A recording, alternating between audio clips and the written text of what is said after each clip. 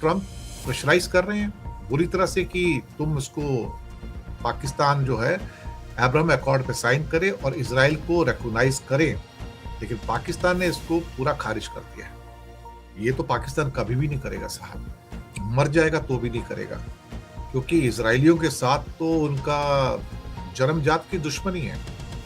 और ये कोई इंडिया थोड़ी जो आप रिकॉग्नाइज कर दोगे, वहां की जो पॉलिटिक्स है, वहां के जो लोग हैं, उनकी सोच अलग है। पाकिस्तान ने ट्रंप को दो टूक जवाब दे दिया कि वो अपनी विचारधारा से समझौता नहीं करेगा। कि जो पाकिस्तान इस वक्त ईरान और अमेरिका के बीच में मीडिएट कर रहा है, उसने जबरदस्त तरीके से इसका विरोध किया। इसलिए पाकिस्तान ने जबरदस्त विरोध किया। ये अंतर विरोध देखिए आप कि पाकिस्तान के अंदर इतनी हिम्मत है कि वो जो मीडिएशन कर रहा है, जो अमेरिका का दोस्त माना जा रहा है, वो बहुत तीखे तरीके से ट्रंप का विरोध कर रहा है, अमेरिका का विरोध कर रहा है। बोला ये संभव नहीं होगा।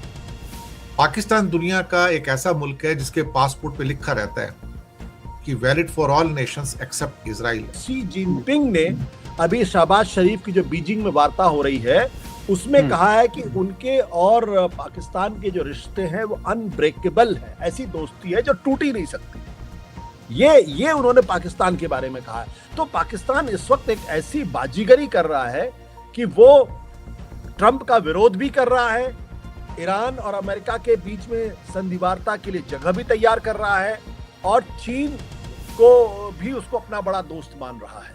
आज की तारीख में पाकिस्तान की स्थिति पूरी ग्लोबल पॉलिटिक्स में बहुत इंपॉर्टेंट हो गई है और वो एक महत्वपूर्ण भूमिका निभा रहा है। ये ज्यूज लॉबी का असर है कि कहीं ना कहीं अब्राहम अकॉर्ड को एक्सेप्ट करवाकर गल्फ के लोगों को गुलाम बनाने का एक पूरा का पूरा प्रोसेस स्टार्ट किया जाए। अमेरिका एक गुलाम मुल्क है, 60 लाख जूस के गुलाम है। अमेरिका कोई आजाद मुल्क नहीं है। पाकिस्तान जैसा मुल्क अब्राहम अकॉर्ड साइन कर ले, मुझे ऐसा फिलहाल होता हुआ कहीं भी नजर आ नहीं रहा है। कासिम मुनीर के जो है वो सेना प्रमुख बनने के बाद जो पाकिस्तान की डिप्लोमेटिक जो राजनयिक जो क्षमता है, उसमें जबरदस्त तरीके से बढ़ोतरी हुई है।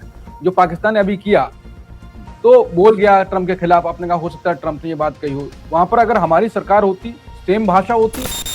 दोस्तों, ट्रंप पाकिस्तान के ऊपर प्रेशर डाल रहा है कि वो इजराइल को रिकॉग्नाइज करे और अब्राहम अकॉर्ड साइन करे। ये तो पाकिस्तान कभी भी नहीं करेगा साहब, मर जाएगा तो भी नहीं करेगा, क्योंकि इजरायलियों के साथ तो उनका जन्मजात की दुश्मनी है।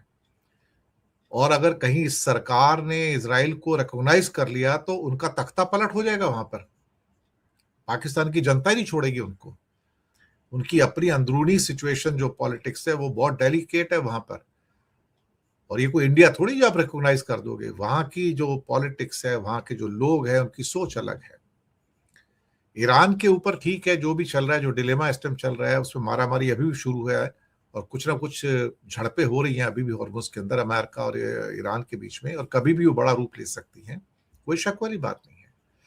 लेकिन पहली खबर तो यही मेन है कि ट्रंप प्रेशराइज कर रहे हैं बुरी तरह से कि तुम इसको पाकिस्तान जो है अब्राहम अकॉर्ड पे साइन करे और इजराइल को रिकॉग्नाइज करे, लेकिन पाकिस्तान ने इसको पूरा खारिज कर दिया है। पाकिस्तान के डिफेंस मिनिस्टर ख्वाजा मोहम्मद आसिफ ने स्पष्ट किया कि इस्लामाबाद किसी भी ऐसे समझौते का हिस्सा नहीं बनेगा जो उनके मुल्क के अपने नजरियात हैं या अपनी सोच है, और फिलिस्तीन के मुद्दे पर जो उनकी काफी पुरानी जो पॉलिसी है उसके खिलाफ हो। पाकिस्तान की फॉरेन मिनिस्टर का कहना है कि जब तक फिलिस्तीन को एक इंडिपेंडेंट कंट्री का दर्जा नहीं मिलता, इजराइल को रिकॉग्नाइज करने का सवाल नहीं पैदा होता। पाकिस्तान दुनिया का एक ऐसा मुल्क है जिसके पासपोर्ट पे लिखा रहता है कि valid for all nations except Israel, और अब ये बांग्लादेश भी करने जा रहा है कि valid for all nations except Israel. Trump ने केवल पाकिस्तान ही नहीं बल्कि Saudi, Qatar, Turkey, Egypt, Jordan से भी अब्राहम अकॉर्ड में शामिल होने की अपील की है, लेकिन अधिकतर मुस्लिम देश इसके खिलाफ हैं। इवन सऊदी भी इस टाइम खिलाफ है, और सऊदी इस टाइम कोई ऐसा काम नहीं करना चाहेगा जो उसके मुल्क की जनता की फीलिंग के खिलाफ चला जाए।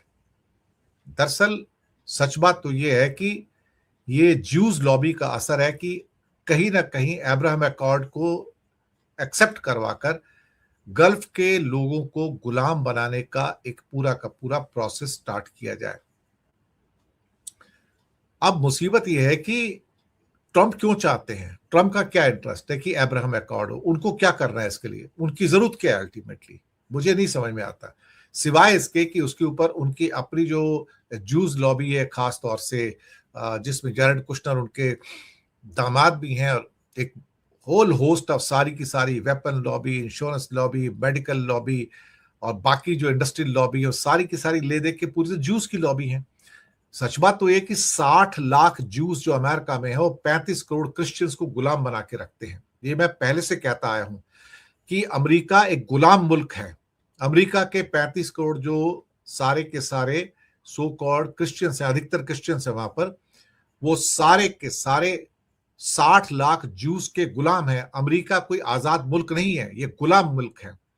और ये अब्राहम अकॉर्ड मुझे लगता है कि ये तो कोई भी एक्सेप्ट नहीं करेगा, सऊदी भी एक्सेप्ट फिलहाल नहीं करने जा रहा है, और इसमें शामिल होने के लिए जो भी दबाव ऊपर से डाला जा रहा है। लेकिन दुनिया में हर वो चीज जो आप सोचते हो जरूरी नहीं कि वो हो जाए।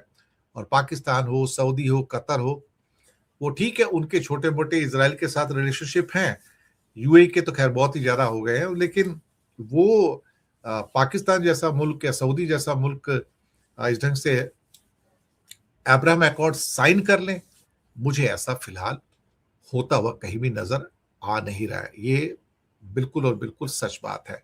ये बात मैं भी ये सोच के चलता हूं कि ये इम्पॉसिबल है कि अगर ऐसा कुछ हो जाता है यहां पर। ट्रंप ने मुस्लिम देशों पर दबाव डाला कि वो इजराइल से दोस्ती का अब्राहम अकॉर्ड साइन करें, लेकिन पाकिस्तान ने ट्रंप को दो टूक जवाब दे दिया कि वो अपनी विचारधारा से समझौता नहीं करेगा। ट्रंप के भारी दबाव के बाद भी पाकिस्तान का नो कहना क्या नया बवाल खड़ा कर देगा? इसी बेहद गंभीर मुद्दे पर करेंगे चर्चा। ट्रंप का अब्राहम अकॉर्ड साइन करने के लिए सारे मिडिल ईस्ट के देशों के साथ एक आप क्या कह सकते हैं उसको, वार्ता, ऑनलाइन वार्ता, ऐसे वक्त में जबकि कतर में बातचीत चल रही है, और ऐसे वक्त में ही ट्रंप क्यों मिडिल ईस्ट के देशों के ऊपर ये दबाव डालने की कोशिश कर रहे हैं कि वो अब्राहमिक अकॉर्ड करें। अब्राहमिक अकॉर्ड का अर्थ क्या है कि यानी मिडिल ईस्ट के देश इजराइल के साथ शांति वार्ता पे तैयार हो जाए, यानी वो ये मान लें कि मिडिल ईस्ट के अंदर इजराइल एग्जिस्ट करता है। इजराइल के एग्जिस्टेंस को लेकर मिडिल ईस्ट के देशों में जो एक प्रतिरोध है, विरोध है, उसको खत्म कर दें।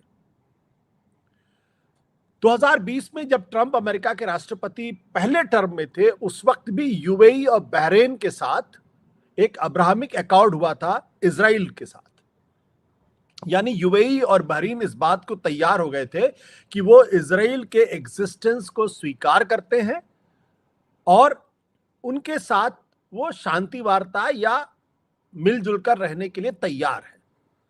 सूडान जैसे कुछ दूसरे देशों ने भी उसमें स्वीकृति कर दी थी, और यह माना जा रहा था कि ट्रंप का ये जो अब्राहमिक अकॉर्ड है ये आगे बढ़ेगा और इसमें दूसरे और देश भी मिडिल ईस्ट के शामिल होंगे। ट्रंप चुनाव हार गए, उसके बाद जो बाइडेन आए और उस पर कोई बहुत ज्यादा जोर अब्राहमिक अकॉर्ड पे नहीं पड़ा। ट्रंप दूसरी बार अमेरिका के राष्ट्रपति बने हैं, तो दूसरी बार की शुरुआत में एक बार भी उन्होंने अब्राहमिक अकॉर्ड की बात नहीं की, सीधे ईरान के ऊपर उन्होंने हमला कर दिया। तो सीधे अमेरिका ने ईरान के ऊपर हमला किया और अब वो अब्राहमिक अकॉर्ड की बात कर रहे हैं। इसके पीछे का एक ही लॉजिक है, वो ये कि कहीं ना कहीं वो इजराइल को और नेतन्याहू को ये समझाने की कोशिश कर रहे हैं कि देखिए मैं आपके लिए लड़ाई लड़ रहा हूं, क्योंकि नेतन्याहू लगातार ट्रंप के ऊपर ये दबाव डाल रहे हैं कि ईरान ऐसे मानने वाला नहीं है, वो कोई समझौता नहीं करेगा, उसको पूरी तरीके से नेस्तनाबूद ही करना पड़ेगा, और उसके ऊपर वो दोबारा हमले के लिए दबाव लगातार डाल रहे हैं। तो ट्रंप उनको समझाने की कोशिश कर रहे हैं कि भाई देखो, युद्ध से सब काम नहीं होते, लेट मी ट्राई। अब अब्राहमी तो के कार्ड को लेकर आपने जैसे देखा कि जो पाकिस्तान इस वक्त ईरान और अमेरिका के बीच में मीडिएट कर रहा है, उसने जबरदस्त तरीके से इसका विरोध किया। हाँ, ट्रंप इस बात को अच्छी तरीके से जानते हैं कि जिस तरीके से गजा में बड़े पैमाने पर नरसंहार हुआ है, जेनोसाइड हुआ है, 75,000 से ज्यादा लोगों का कत्ल किया गया है, पूरे गजा को पूरी तरीके से फ्लैट कर दिया गया है, और इजराइल किसी भी हालत में फिलिस्तीन को रिकॉग्नाइज करने के लिए तैयार नहीं है, बल्कि उनकी पूरी आबादी को खत्म करना चाहता है। ये बात अब कम से कम मिडिल ईस्ट के देश और इस्लामिक कंट्री इस बात को मानने कतई नहीं मानेंगे। इसलिए पाकिस्तान ने जबरदस्त विरोध किया। ये अंतर विरोध देखिए आप कि पाकिस्तान के अंदर इतनी हिम्मत है कि वो जो मीडिएशन कर रहा है, जो अमेरिका का दोस्त माना जा रहा है, वो बहुत तीखे तरीके से ट्रंप का विरोध कर रहा है, अमेरिका का विरोध कर रहा है। बोला ये संभव नहीं होगा। यूएई ने भी इस बात का विरोध किया है, जिसने पहले अब्राहमिक अकॉर्ड किया था, और सारे मिडिल ईस्ट के देश भी इसका विरोध कर रहे हैं। तो ट्रंप कम से कम नेतन्याहू को यह संदेश दे रहे हैं कि भाई देखो, हमने तो कोशिश कर ली, अब ये मिडिल ईस्ट के देश नहीं मानते तो मैं क्या कर सकता हूं इसमें। तो इसलिए आज की तारीख में किसी भी इस्लामिक कंट्री के लिए गजा में जिस तरीके से नरसंहार हुआ है, और जिस तरीके से ईरान पर हमला किया गया, जिस तरीके से दक्षिण लेबनान पे हमला हुआ है, इजराइल ने किया, उसके बाद किसी भी मुस्लिम कंट्री के लिए यह संभव ही नहीं है कि वो फौरन इस वक्त वो इजराइल के साथ कोई समझौता कर ले और इजराइल के एग्जिस्टेंस को मान ले। पाकिस्तान कहा जा रहा है कि अमेरिका का ट्रंप का एकदम से सेवक हो गया है, और जो ट्रंप कह रहे हैं वही कर रहा है। तो पाकिस्तान को भी बोलने की जरूरत कहां थी? कहां से इतनी उसके इतना हिम्मत आई कि वो बोल गया? शांत रहता। पाकिस्तान कुछ ऐसे मुद्दे हैं जिस पर वो किसी तरीके का कॉम्प्रोमाइज नहीं कर सकता, क्योंकि अगर वो इजराइल को मानने के लिए तैयार हो जाएगा तो पाकिस्तान के अंदर ये उसकी जो अवाम है वो उस बात को नहीं मानेगी। क्योंकि पाकिस्तान और आज की तारीख में पाकिस्तान और अमेरिका के रिश्ते बहुत बेहतर हो गए हैं। और इंटरेस्टिंग बात यह है कि अमेरिका और पाकिस्तान और चीन के रिश्ते भी बहुत अच्छे हो गए हैं। और शी जिनपिंग ने अभी शहबाज शरीफ की जो बीजिंग में वार्ता हो रही है, उसमें कहा है कि उनके और पाकिस्तान के जो रिश्ते हैं वो अनब्रेकेबल है, ऐसी दोस्ती है जो टूट ही नहीं सकती। ये उन्होंने पाकिस्तान के बारे में कहा है। तो और दुनिया जानती है कि अमेरिका और चीन के रिश्ते क्या हैं। तो पाकिस्तान इस वक्त एक ऐसी बाजीगरी कर रहा है कि वो ट्रंप का विरोध भी कर रहा है, ईरान और अमेरिका के बीच में संधिवार्ता के लिए जगह भी तैयार कर रहा है, और चीन को भी उसको अपना बड़ा दोस्त मान रहा है। इन सारी चीजों को अगर आप ध्यान से देखने की कोशिश करेंगे तो आज की तारीख में पाकिस्तान की स्थिति पूरी ग्लोबल पॉलिटिक्स में बहुत इंपॉर्टेंट हो गई है, और वो एक महत्वपूर्ण भूमिका निभा रहा है। आशुतोष जी, जब ट्रंप ने सोशल मीडिया पे एक हिसाब से पोस्ट किया, तो उसमें बाकी देशों के अब्राहमिक अकॉर्ड के बारे में बाकी देशों के राष्ट्रपति, प्रधानमंत्री से अपील की गई थी, और पाकिस्तान के शहबाज शरीफ नहीं थे, आसिम मुनीर थे। तो ये क्या बताता? अब तो खुला साफ साफ तौर पर ऐलान हो गया कि पाकिस्तान को चलाती है सेना, और बोले हैं विदेश मंत्री। दो चीजें हैं। पाकिस्तान के जो प्राइम मिनिस्टर हैं शहबाज शरीफ, वो इस वक्त बीजिंग की यात्रा पे है, वो इस वक्त चीन में है, तो हो सकता है उनका क्लैश हो। और दूसरी बात, इसमें कहां किसी को संदेह है कि पाकिस्तान को चलाता तो पाकिस्तान की आर्मी ही है।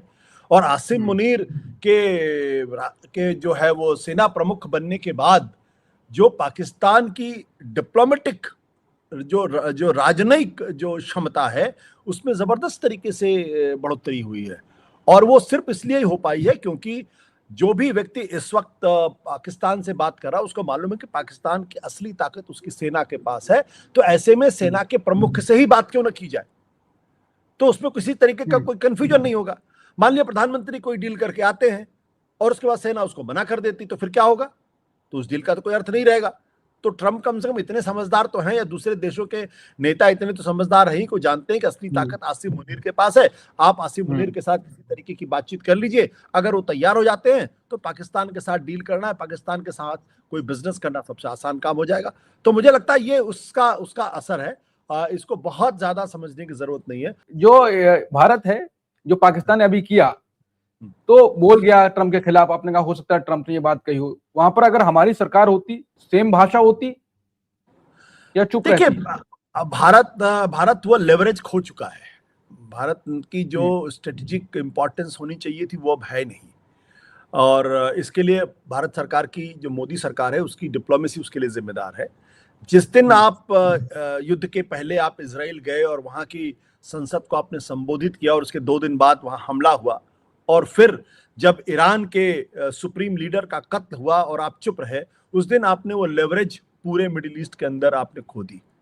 आज की तारीख में जिस तरीके से गजा के अंदर नरसंहार हुआ है, जिस तरीके से गजा के अंदर लोगों का जो तबाही मचाई गई है, उससे आप कितनी भी मिजाज पुरशी किसी भी मुस्लिम देश की कर लीजिए, वो आपके साथ एक सीमा के बाद खड़े नहीं होंगे। और इसीलिए जो अब्राहमिक अकॉर्ड ट्रम्प करने की कोशिश कर रहे हैं, वो इस बात को जानते हैं कि अगर उन्होंने इजराइल के साथ कोई शांति वार्ता करने की कोशिश की और उसमें फलस्तीन को अगर आपने पूरी तरीके से इग्नोर कर दिया, तो उनके अपने देश के अंदर अपनी ही सरकारों के खिलाफ बगावत हो सकती है। इसलिए और भारत ने लगातार ये दिखाने की कोशिश की मिडिल ईस्ट में कि वो पूरी मजबूती के साथ इजराइल के साथ है।